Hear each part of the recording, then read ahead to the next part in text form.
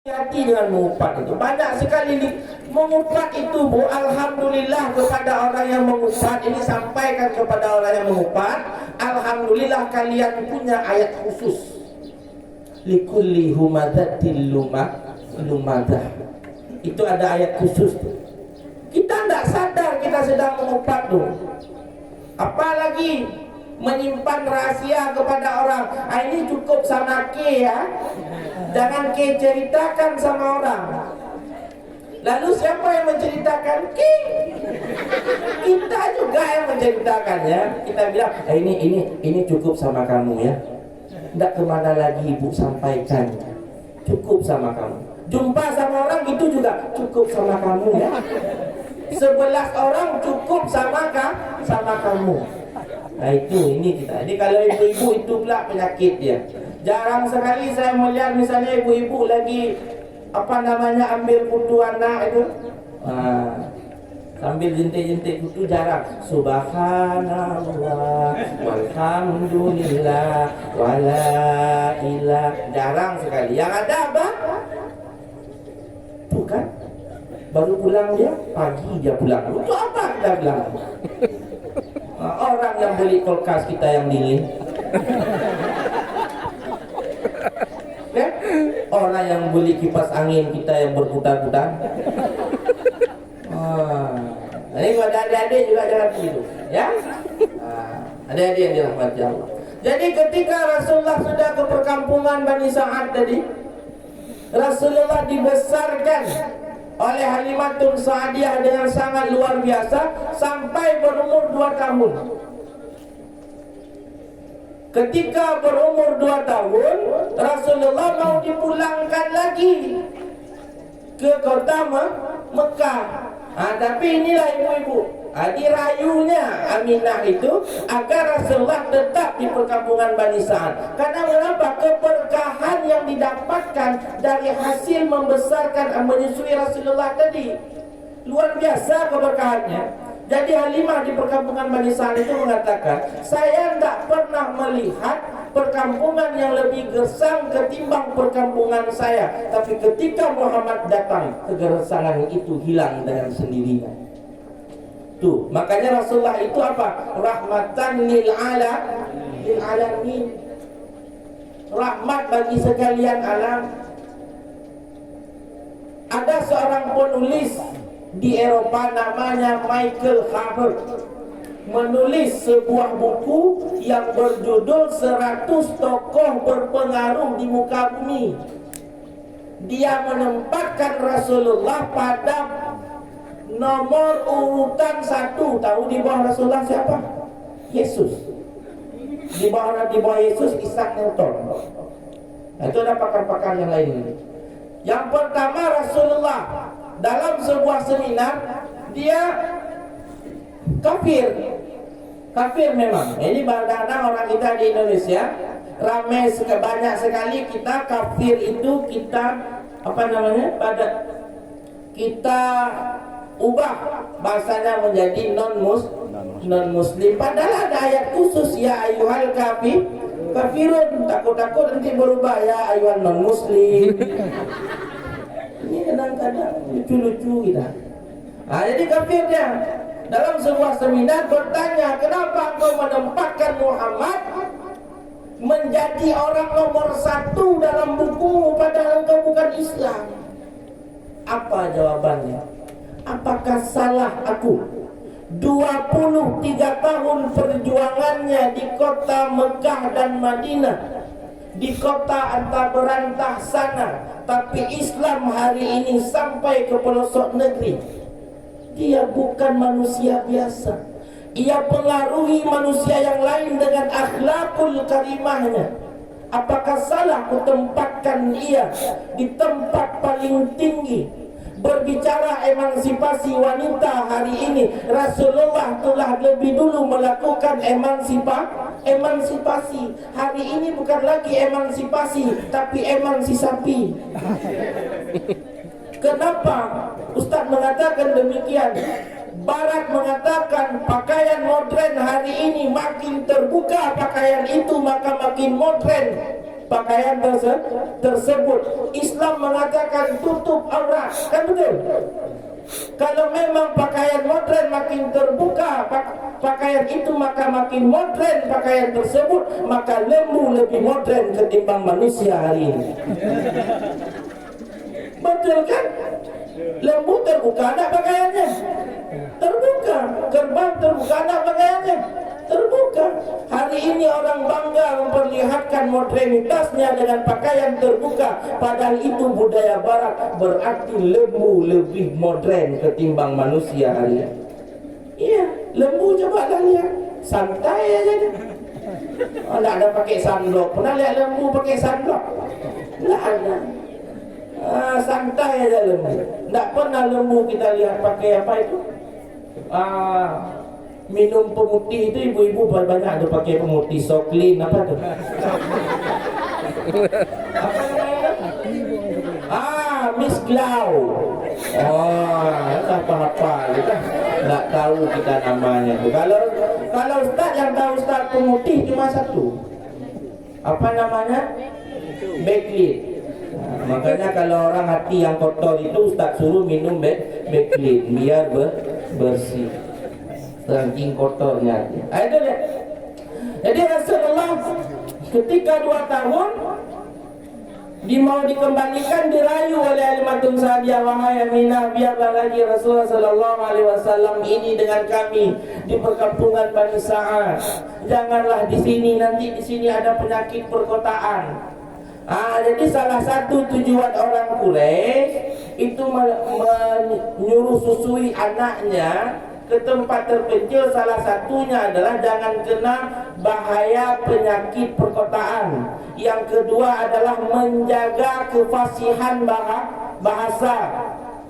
Itu juga dilakukan oleh ibunda Imam Asy-Syafi'i, disuruh susui juga untuk menjaga kefasihan bahasa, karena bahasa yang ada di kota Mekah itu sudah tercampur dengan bahasa-bahasa yang lain. Seperti kita juga bahasa Aceh. Bahasa Aceh waktu masih di Abdiya enak bahasa Acehnya. 3 tahun kuliah di Banda Aceh. Palak tak long neknya, sabi tak long guyu. Bak kudong-dong kalau bak kujak-jak itu kalau ilmu nih. Yang tak cincang dan tangten. Iya, palak tak long. Saking begitunya bahasa Acehnya, pernah ada seorang mahasiswa pernah mau pesan makanan.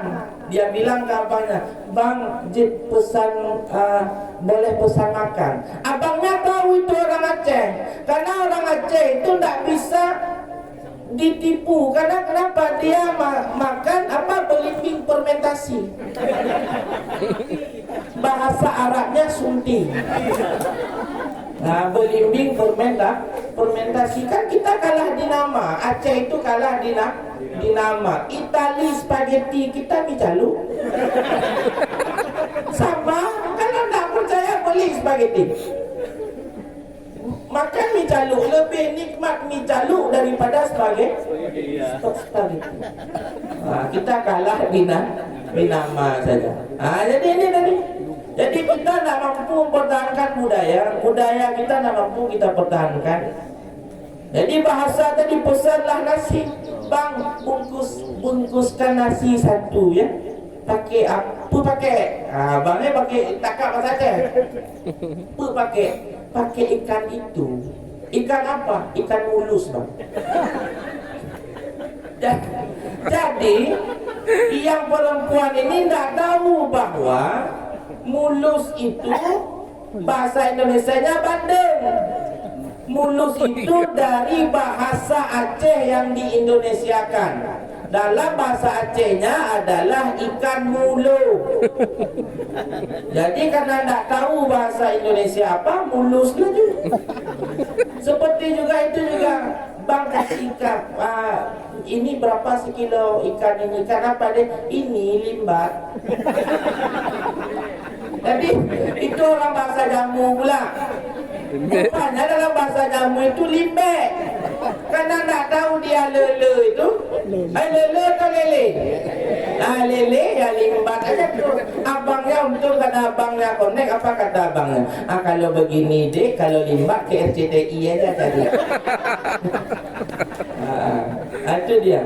Kita kadang-kadang nak mampu mempertahankan budaya, makanya mudah budaya asing masuk ke kita. Tapi Ustaz yakin anak-anak Ustaz di apa namanya ini, di SMP IT ini, di Dayak ini mampu mempertahankan budaya Islami.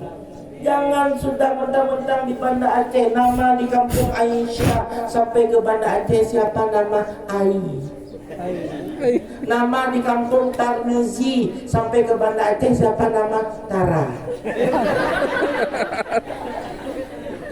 Ini yang lebih, padahal Khadijah itu kan bagus namanya. Di kampung Khadijah, sampai ke Banda Aceh Keti. Yang pak kata tinju datang. Makanya dia harus mampu mempertahankan budaya sampai Khadijah, Aisyah, Abdullah. Nah, kalau di kampung kita bukan bertangga budaya, makin parah pula namanya. Nama Abdullah panggilan idola. Nama cukup bagus, Abdullah. Kaidola. Ismail, Pupatai. Nah, ini hari sudah mulai abu-abu. Mudah-mudahan hati kita tetap terang benderang. Ingat, kalau hujan turun pasti air. Itu kita nikmati. Nah, ini kisah belum selesai. Kita lanjut. Alhamdulillah. Jadi ketika sudah dirayu tadi, dibawalah Rasulullah sallallahu alaihi wasallam kembali ke perkampungan Bani Sa'ad. Jadi di perkampungan Bani Sa'ad terjadi tragedi. Ini sangat masyhur kisahnya. Apa tragedinya? Tragedinya adalah pembelahan dada Rasulullah.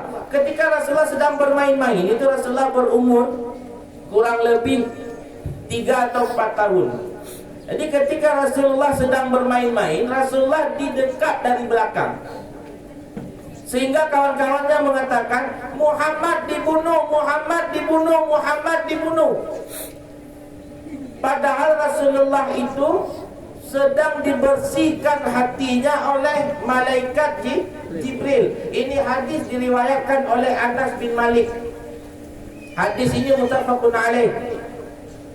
Jadi ketika dibersihkan, ketika dibelah dada Rasulullah itu dikeluarkan, ada satu bagian pada diri Rasulullah itu Jibril mengatakan, inilah bagian pada dirimu yang ada unsur syaitannya.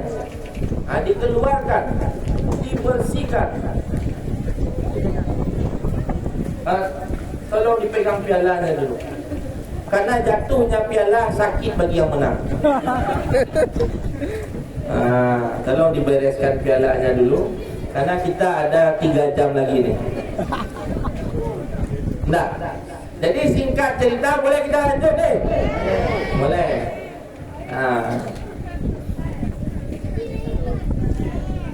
Jadi ketika sudah dibelah dadanya, ini Ibnu Abbas mengatakan, Anas mengatakan, saya melihat belahan dada itu, bekas belahan dada itu di dada Rasulullah. Memang dibelah. Memang dibelah. Anas mengatakan saya melihat bekas tersebut. Jadi yang dirahmati Allah, jadi Rasulullah itu sudah dibelah dadanya. Kemudian ketika proses itu telah terjadi, Halimatun Sa'diyah ini tidak enak hati lagi. Kemudian Halimatun Sa'diyah memulangkanlah Rasulullah kepada ibunya. Mereka mengatakan, Halimatun Sa'diyah mengatakan bahwasanya takut nanti terjadi apa-apa lagi, ini bukan manusia biasa ini. Begitulah kurang lebih.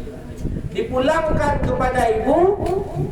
Ketika Rasulullah berumur lebih kurang 6 tahun, ingin pula lah ibu ini melihat kuburan ayahanda yang ada di Madinah. Ketika dalam perjalanan tidak terjadi apa-apa. Yang pergi itu 3 orang. Yang pergi 3 orang, 4 dengan budak wanita. Budak wanita dari kakek. Yang pergi itu kakeknya. Kemudian ibunda Rasulullah sallallahu alaihi wasallam, Rasulullah dan 1 orang budak wanita dari sang kakek. Pergilah perjalanan ke Madinah. Tak lama di Madinah, cuma 1 bulan. Ketika pulang, jatuh sakit ibunda Rasulullah ini di sebuah tempat yang bernama Arbuah. Jadi jatuh sakit, langsung dikuburkan di situ, wafat. Dikuburkan langsung di situ karena memang kebiasaan orang Quraisy tadi. Kemudian Rasulullah sallallahu alaihi wasallam pulang kembali bersama sang kakek. Sedih sekali kakek ini karena memang waktu dalam kandungan tak ada ayah. Ketika sudah besar berumur 6 tahun meninggal pula sang ibunda. Hati siapa yang tidak gundah dan sedih. Ibunda yang selama ini menjaga kita 9 bulan 10 hari kita dalam kandungannya. Tak tidur ia malam hari, tak nyenyak ia berbaring, hanya menelentang saja.